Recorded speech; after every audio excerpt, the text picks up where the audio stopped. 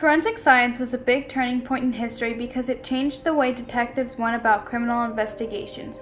Prior to forensics, all criminal investigations needed an eyewitness. This meant many criminals went unpunished and many crimes went unsolved, until a man named Alexander Lacassagne came into the picture and changed criminal investigations forever. Alexander came up with a lot of the techniques used for autopsies, identifying human remains, and new ways of gathering evidence. He mentored a lot of students and he worked with a lot of them on cases as well, which led to many more discoveries in the Forensics Museum that he opened up in France. Cesar Lambraza was also a very important person in forensics because he helped develop forensics along with Alex. Cesar is known for starting some of the first forensic schools. He was known for his unconventional ways of teaching because he didn't teach in traditional classrooms with textbooks. He brought his students with him to autopsies and taught there. Could you imagine if all criminal investigations needed an eyewitness? They didn't even need to have background checks or anything. The person could know absolutely nothing about the case or even hate the suspect, and their word wouldn't be questioned. Not to mention, if the case was old enough, they would most likely pass it off as a natural death or unsolved murder and move on. For example, in the case of Toussaint Augustin Gouffé, he was last seen boarding a train and afterwards was never heard from again. Several years later, the case that he was reported to have had the day he disappeared was found. The medical examiner weighed the remains and said they were too heavy to be that of Toussaint Augustin Gouffé, so he moved on. Then Alex was asked to look at the remains by a very persistent detective. When looked over, Alex noticed that there were two sets of remains, and by using a new method that he developed, he discovered it was indeed that of Toussaint Augustin Gouffé, and the other was female. This opened the door for forensic anthropology.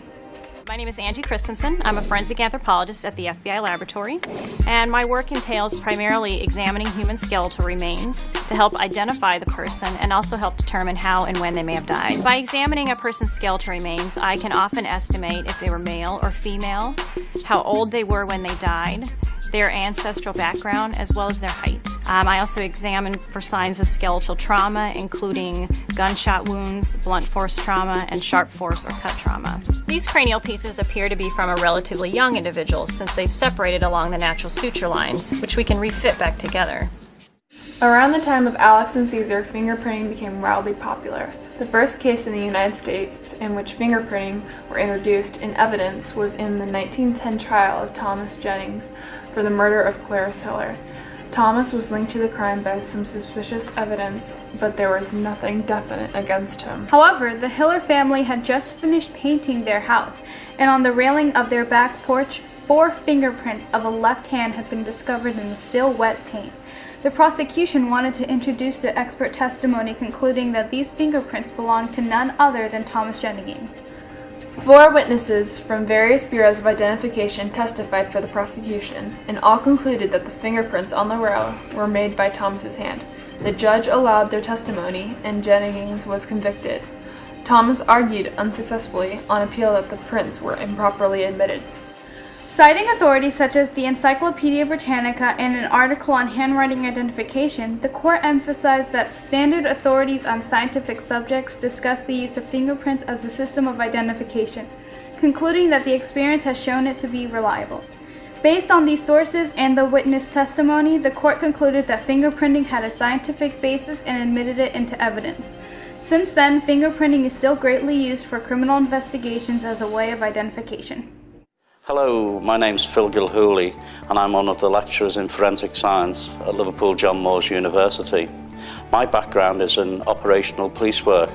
Until 2007, I was the officer in charge of the Fingerprint Bureau at Merseyside Police. People will have witnessed many times crime scene investigators at crime scenes examining articles for fingerprints using conventional methods such as an aluminium powder and a suitable fingerprint brush, in this case what we call a Zephyr brush. This is particularly useful for examining articles that obviously can't be removed from the scene. However, modern methods and new technology allow us to examine most articles at a crime scene But obviously that means we have to remove them to the chemical laboratory, usually in the fingerprint bureau of a police force. And we have many chemical techniques now used to develop fingerprints on articles that we would never have examined before. DNA was also discovered around the same time as fingerprinting. DNA stands for deoxyribonucleic acid. It is the fundamental building block for an individual's entire genetic makeup. It is a factor of virtually every cell in the human body. A person's DNA is the same in every cell. The DNA in a person's blood is the same as the DNA in his skin cells, saliva, and other biological material. Because each person's DNA is unique, with the exception of identical twins, DNA analysis is a powerful tool. DNA evidence collected from a crime scene can eliminate a suspect, similar to the use of forensics. DNA can also analyze unidentified remains through comparisons with DNA from relatives. Furthermore, when evidence from one crime scene is compared with evidence from another using CODIS, which stands for Combined DNA Index System, those crime scenes can be linked to the same criminal locally, statewide, and nationally. When biological evidence from crime scenes is collected and stored properly, forensically valuable DNA can be found on evidence that may be decades old. As a result, old cases that were previously thought unsolvable may contain valuable DNA evidence capable of identifying the criminal. Forensic science was a major turning point in history because it changed the way detectives researched and how evidence was investigated in criminal investigations. Alexander Lacazette, along with Cesar Lombroso, both made a huge impact on forensics and changed criminology forever. Fingerprinting, along with DNA, also made a huge impact in forensic science when it comes to collecting and studying evidence. A world without forensics would be very chaotic for the simple fact that criminals would get away with anything because the government would have no way to prove that they had committed the crime, making forensics a very important change in history and the lives of people.